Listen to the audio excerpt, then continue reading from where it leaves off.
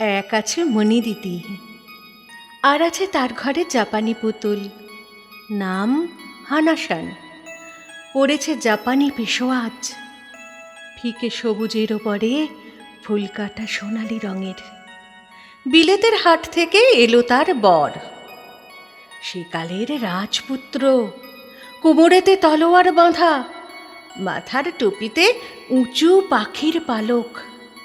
কাল হবে অধিবাস, পরশু হবে বিয়ে। সন্ধে হলো, পালঙ্কেতে শুয়ে হানাসান, জলে ইলেকট্রিক বাতি।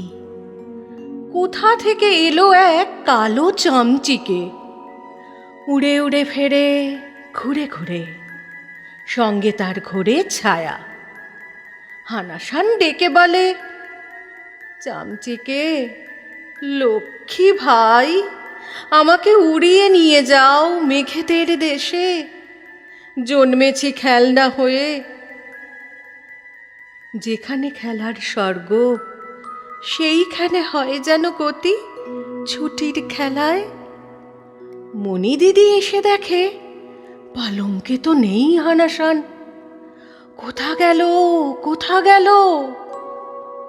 বটগাছে আঙিনার পাড়ে বাসা করে আছে ব্যঙ্গমা। সে বলে, আমি তো জানি চামচিকে ভায়া তাকে নিয়ে উড়ে চলে গেছে। মণি বলে, হেই দাদা, হেই ব্যঙ্গমা, আমাকেও নিয়ে চলো, ফিরিয়ে আনি গে। ব্যঙ্গমা মেলে দিল পাখা, মণি দিদি উড়ে চলে সারা রাত্রি ধরে। ভোর হলো, এলো চিত্রকূটগিরি, সেইখানে মেঘেদের পাড়া।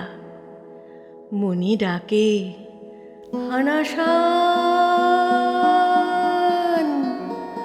কোথা হানাসান? খেলা যে আমার পড়ে আছে।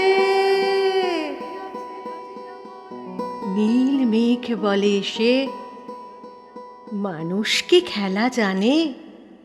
খেলা দিয়ে শুধু বাঁধে যাকে নিয়ে খেলে। মণি বলে, তোমাদের খেলা কিরকম? কালো মেঘ ভেসে এলো, ভেসে চিকিমিকি ডেকে গুরু গুরু, বলে, ওই চেয়ে দেখো, হানাসান হলো নানাখানা, ওর ছুটি নানা রঙে, নানা চেহারায়, নানা দিকে, বাতাসে বাতাসে, আলোতে আলোতে। মণি বলে, ব্যঙ্গমা দাদা, এদিকে বিয়ে যে ঠিক, বর এসে কি বলবে শেষে?